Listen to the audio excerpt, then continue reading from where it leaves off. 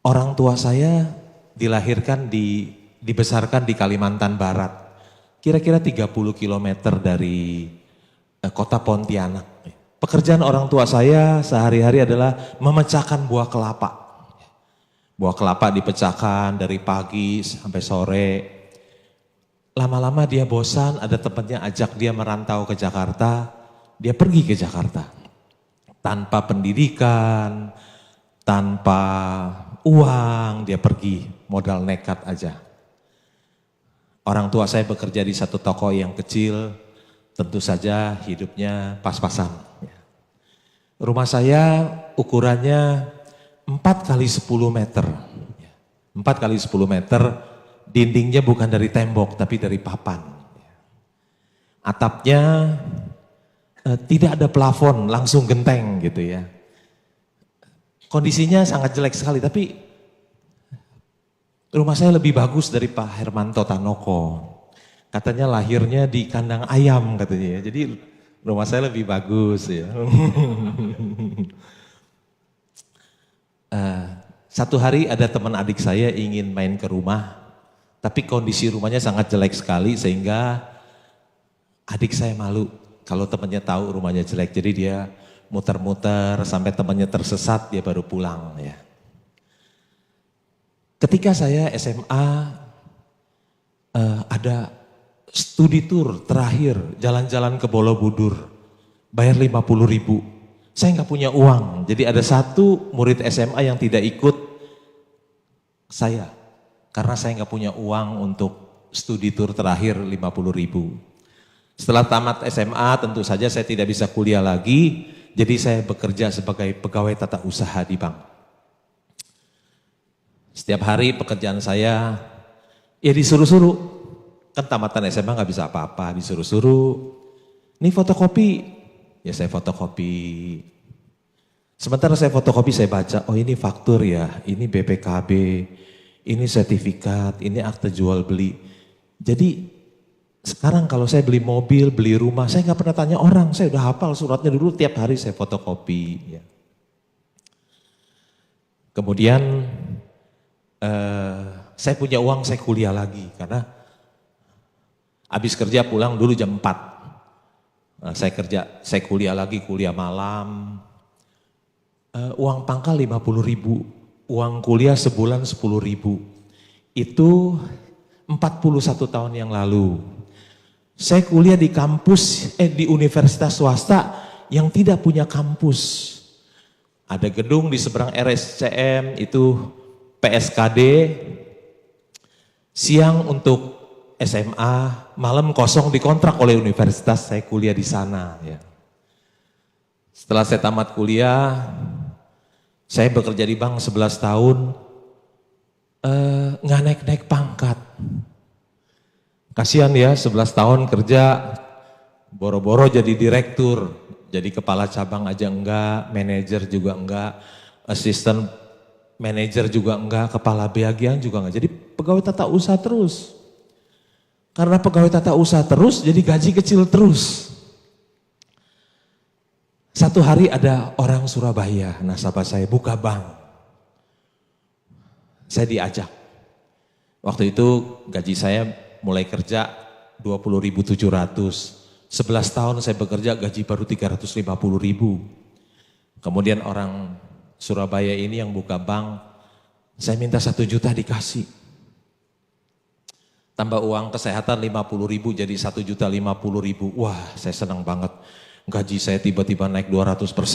Saya kerja habis-habisan deh. Nasabah saya yang banyak duit saya teleponin. Kalau dulu bunga tinggi kan 10%, saya kasih 12%, dia pindah semuanya. 1 tahun kemudian pangkat saya naik lagi jadi kepala cabang. Tentu saja gajinya disesuaikan jadi gaji kepala cabang. Gajinya besar. Tapi uangnya tidak saya belanjakan, tidak saya simpan di bank. Uangnya selalu saya belikan saham. Lama-lama 30 tahun kemudian uang itu jadi besar. Tahun 96 menulis surat saya mengundurkan diri, saya mau fokus jadi seorang investor saham. Jadi saya sudah 20 tahun tidak bekerja, tiap hari di rumah. Tiap hari di rumah. Juga nggak bisa online. Seumur hidup nggak pernah email, nggak pernah bisa email, ngetik di komputer juga nggak bisa. Betul-betul beda dengan apa yang diajarkan ya, milenial jago-jago semuanya teknologi informasi. Saya betul-betul orang jadul ya. Tanpa inovasi, tetap memakai metode yang lama ya. Metode lama yang tidak pernah usang tapi Pak.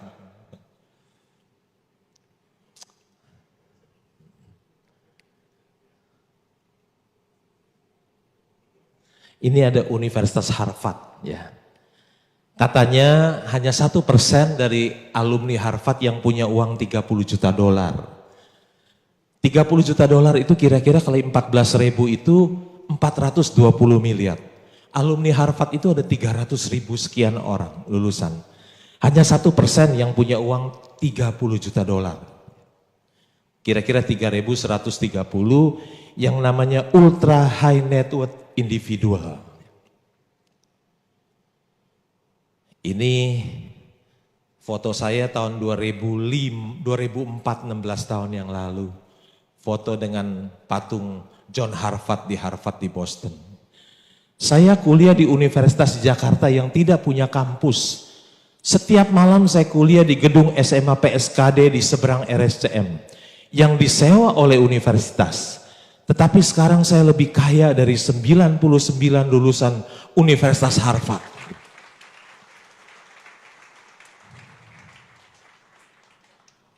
Berkat Tuhan itu begitu besar dalam hidup saya ya. Berkat Tuhan itu begitu ajaib dalam hidup saya. Masa orang yang jadi pegawai tata usaha 11 tahun bekerja bisa seperti ini. Banyak orang tua yang ingin menyekolahkan anaknya ke Amerika. Kalau dia punya duit ya nggak apa-apa. Yang pas-pasan juga mau. Ada seorang bapak cerita kepada saya. Pas anak saya tamat kuliah, uang saya habis. Dia bilang, waduh hebat ya bapak ini. Pas, untung dia keburu tamat. Kalau enggak, duitnya udah keburu habis. Ada seorang orang tua yang menjaminkan rumahnya di bank, bukan untuk modal kerja, tapi untuk kuliah anaknya di Amerika. Untuk modal kerja aja bisa macet. Apalagi untuk kuliah anak di Amerika, pasti rumahnya dijual untuk lunasin utangnya. Ada seorang bapak telepon saya, teman saya. Hong pinjam duit dong 50 juta. Buat apa? Buat ongkos anak saya di wisuda di Amerika. Pabriknya sudah dijual, sekarang ongkos saja nggak ada ya. Kalau Tuhan berkati hidup kita ya. Kita kuliah di Indonesia pun kita bisa jadi orang yang berhasil loh. Orang tua sekarang berpikir kalau anaknya nggak kuliah di Amerika, nggak ada masa depan dan nggak bisa menjadi orang yang berhasil. Seperti itu. Mengapa saya memilih menjadi seorang investor saham? Karena di pasar modal itu ada uang yang sangat besar. Ini dana masyarakat yang di perbankan kita ada sampai akhir 2019 itu ada 6.077 triliun. Saya bekerja di bank 17 tahun, saya pikir dana masyarakat di bank itu uang paling banyak adanya di bank. Ternyata saya keliru. Ternyata Bursa Efek Indonesia lebih besar dari dana masyarakat yang ada di perbankan kita, ada 6.518. Lebih besar, 6.518. Ini saham-saham yang sebelum turun. BCA paling mahal ya.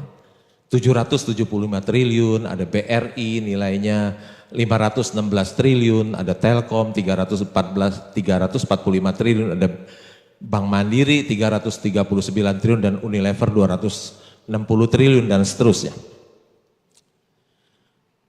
Ini ada perusahaan di Amerika ya. Kalau Saudi Aramco nggak usah dihitung, itu perusahaan negara, yang swasta aja ada Apple.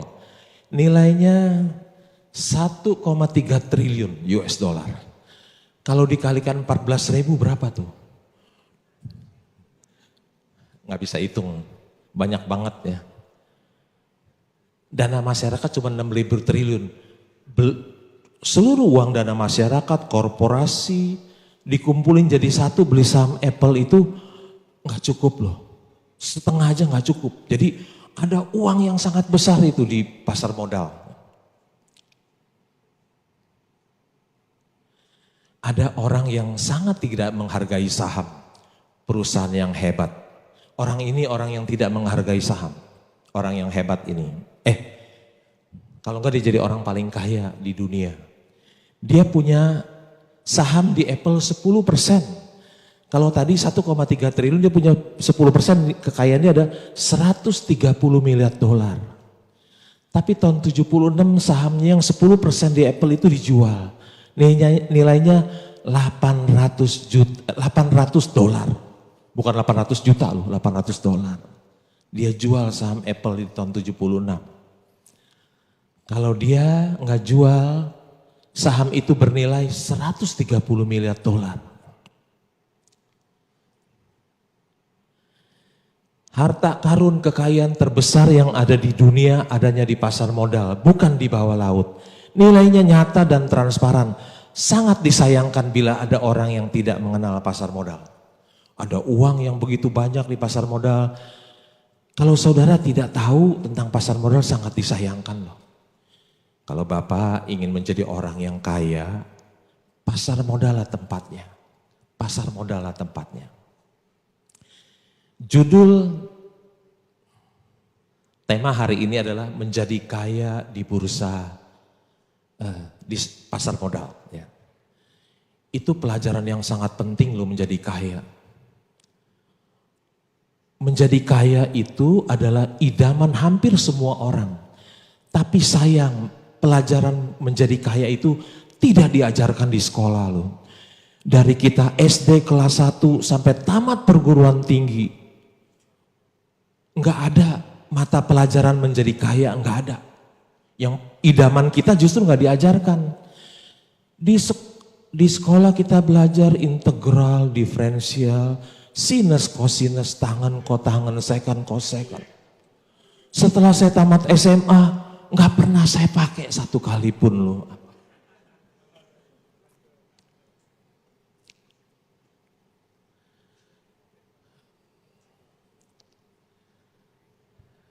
Perusahaan publik menghasilkan produk dan jasa bagi hidup kita. Ini pembungkus Indomie ada huruf Arab.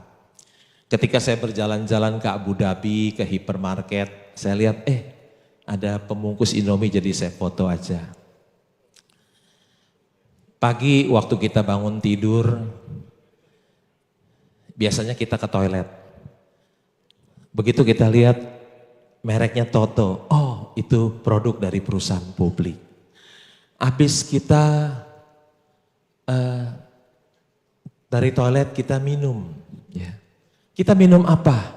Minum Cleo. Nah. Kalau kita nggak minum,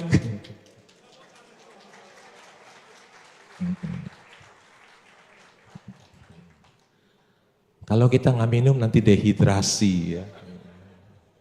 Kita minum, Cleo juga perusahaan publik ya. Habis kita minum, biasanya kita ambil smartphone kita, mungkin kita pakai Indosat, Telkomsel, XL, itu juga perusahaan publik. Habis kita lihat smartphone kita, mungkin kita mandi. Ya. Kita mandi pakai sabun Lux, sabunnya para artis ya. Kita sikat gigi dengan Pepsodent, kita cuci baju dengan Rinso, itu produk dari Unilever.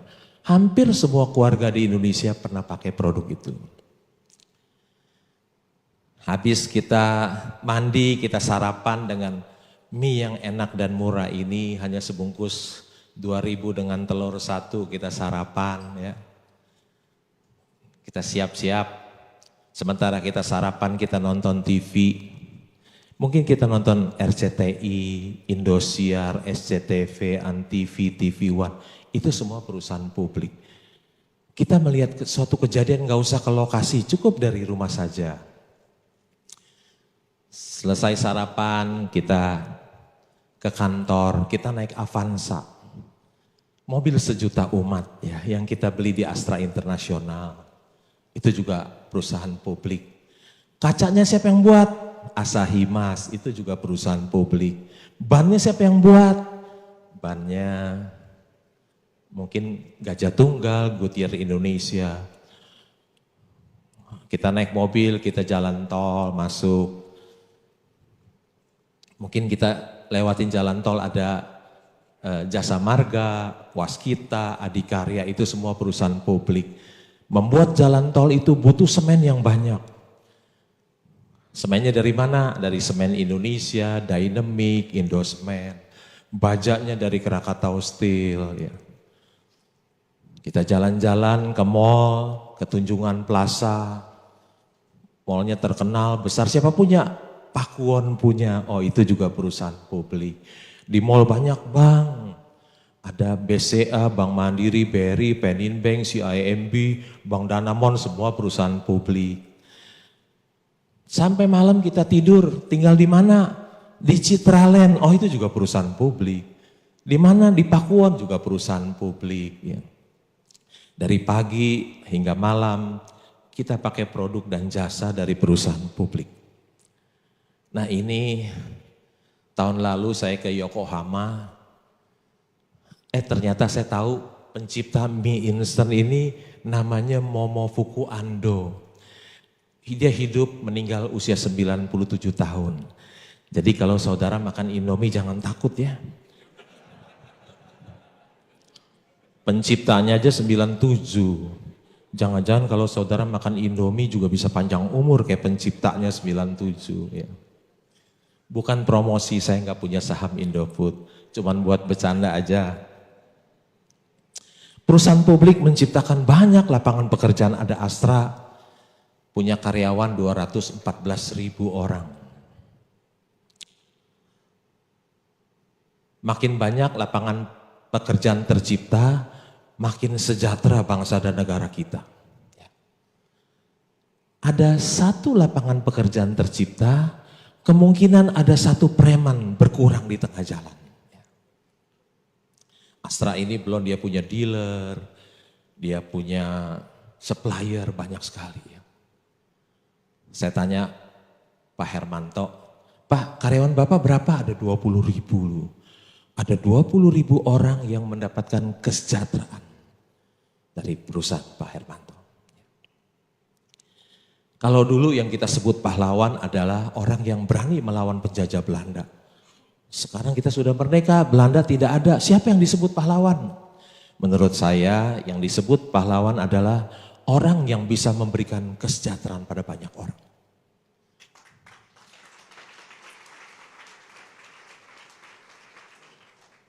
Pemilik perusahaan publik, pemegang saham, para eksekutif, mereka adalah pahlawan-pahlawan masa kini. Makin besar Bursa Efek Indonesia, makin sejahtera bangsa dan negara kita.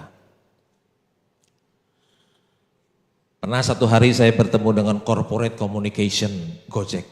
Dia punya driver ada 1,7 juta orang.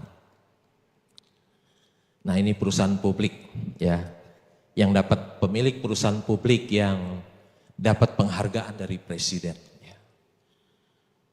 Satu hari mungkin Pak Hermanto Tanoko juga dapat bintang jasa juga. Ya.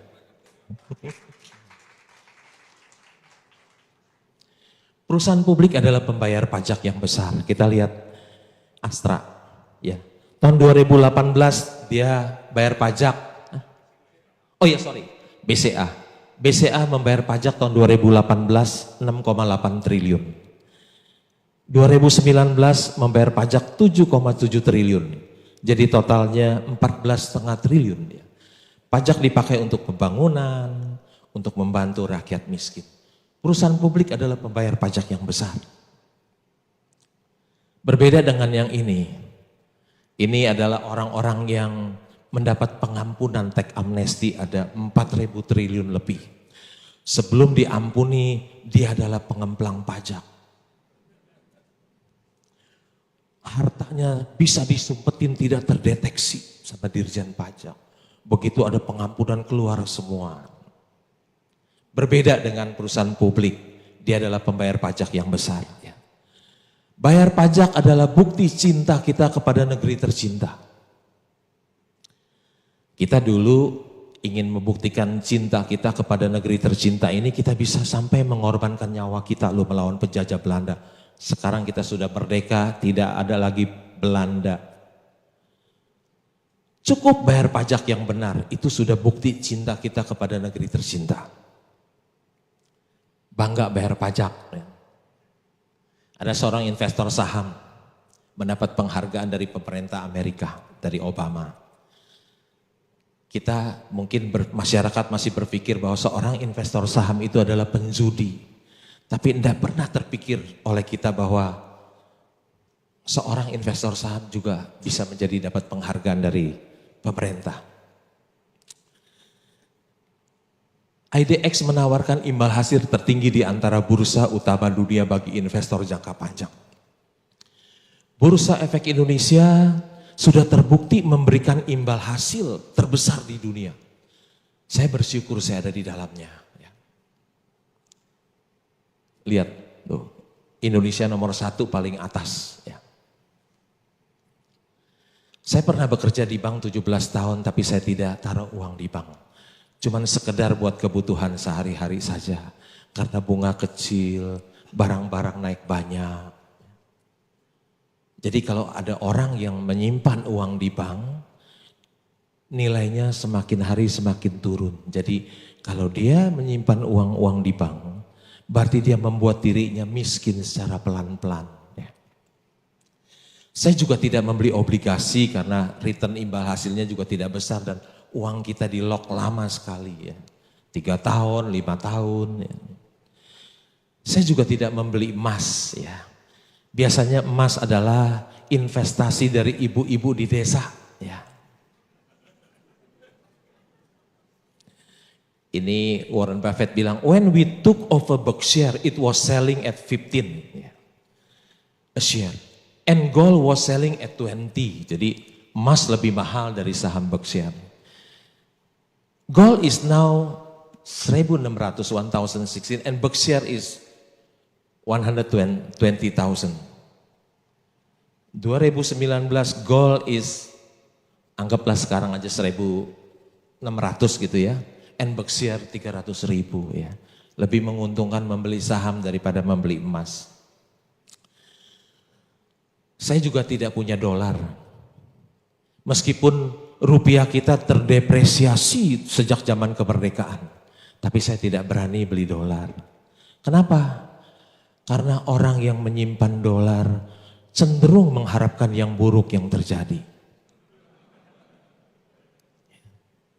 Kalau bisa rusuh nih, kalau rusuh rupiah melemah, dolar menguat ya untung. Kalau bisa The Fed jangan turunin suku bunga dong, naikin. Supaya krisis lagi, kalau krisis lagi rupiah melemah, dolar menguat ya untung. Orang yang pegang dolar cenderung mengharapkan yang buruk yang terjadi. Beda dengan orang yang pegang saham. Kalau rusuh sahamnya hancur ya. Krisis hancur. Jangankan krisis, jangankan rusuh, kena virus aja sahamnya hancur juga. Nggak pernah ada teori, dimanapun nggak ada teorinya, saham seluruh dunia bisa jatuh gara-gara virus gitu kan. Orang yang pegang saham cenderung selalu mengharapkan yang baik. Indonesia aman, stabil, ya, ekonomi menguat, ya. Daya beli meningkat baru harga sahamnya bisa naik. Ada satu buku, Who Want to be a Smiling Investor, ya. Siapa yang mau jadi investor yang tertawa, bukan yang stride, yang galau, bukan. Saham memberikan pertumbuhan terbesar, mari kita lihat data di pasar modal Amerika Serikat selama tahun 1926 hingga 2006. Akan menjadi berapa uang $1 80 tahun kemudian? Kalau kita taruh di celengan ayam tetap $1. Menjadi $20 jika diinvestasikan pada obligasi jangka pendek pemerintah, menjadi $70 jika ditanamkan di obligasi jangka panjang pemerintah, menjadi $3.000 bila dibelikan saham perusahaan besar, menjadi $16.000 jika diinvestasikan pada saham perusahaan kecil. Berinvestasi di perusahaan kecil lebih beresiko sehingga imbal hasilnya lebih besar, menjadi 16.000. Nah sekarang kita sudah tahu rahasianya untuk memaksimalkan keuntungan investasi. Saham is the best choice. Saham is the best choice ya. Tapi hanya 1% mungkin, kurang dari 1% orang yang percaya kalimat ini. Ya. Saham is the best choice. Kurang dari 1% orang yang percaya mengenai hal ini. Kalau Bapak Ibu sekalian, habis saya presentasi, saham is not the best choice, masih tetap bukan yang terbaik, maka kedatangan saya jauh-jauh ke Surabaya gagal total. Ya. Nah ini orang hebat nih, komisaris independen mantan, dia bilang, dia pilih investasi apartemen, beli saham nggak mau, takut. Dengan jujur dia mengatakan dia nggak mau beli saham, dia pilih apartemen, beli properti. Karena the best investment on earth is earth. Dia nggak mau, ya. Dia nggak mau beli saham. Nah, ini juga, ini direktur investasi, dia tulis di koran, ya. Dia bilang, dia jujur bilang sama wartawan, me and my portfolio, ya. Investasinya 70% di properti, 15% di deposito, sahamnya mana? Gak ada. Karena dia percaya the best investment on earth is earth. Maka dia kekayaan dia 70% ada di properti. Uang orang taruh di dia dibeliin saham, duit dia sendiri nggak mau dibeliin saham.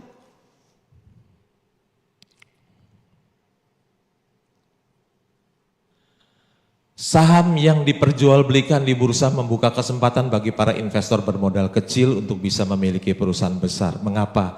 Karena dengan memiliki saham berarti ikut memiliki perusahaan tersebut ya. Kita orang yang uangnya terbatas, kemampuan terbatas, suruh bangun perusahaan sebesar Cleo, hampir tidak mungkin ya. Tapi adanya Bursa Efek Indonesia memungkinkan kita orang yang kemampuannya terbatas, uangnya terbatas bisa memiliki perusahaan yang hebat. Membeli saham itu halal loh, ada fatwa dari MUI ya, jadi jangan ragu-ragu. Ini ada 2 orang kaya nih, ya. Dia bilang, no Rolex watch. Juga tidak pakai berlian dia. Dia bilang, the goal is to be rich, not to look rich. Karena tujuannya adalah menjadi kaya, bukan kelihatan kaya. Nggak pakai jam tangan Rolex, nggak pakai berlian. Ya. Kalau saudara ingin jadi orang yang kaya, kelihatan kaya, jangan pakai jam tangan Rolex. Bill Gates aja nggak pakai jam tangan Rolex. Yang dia pakai apa? Casio. Jadi kalau saudara ingin jadi kelihatan kaya, pakai Casio. Ya. Ikutin Bill Gates, ikutin Lee Ka-shing, jangan pakai jam tangan Rolex.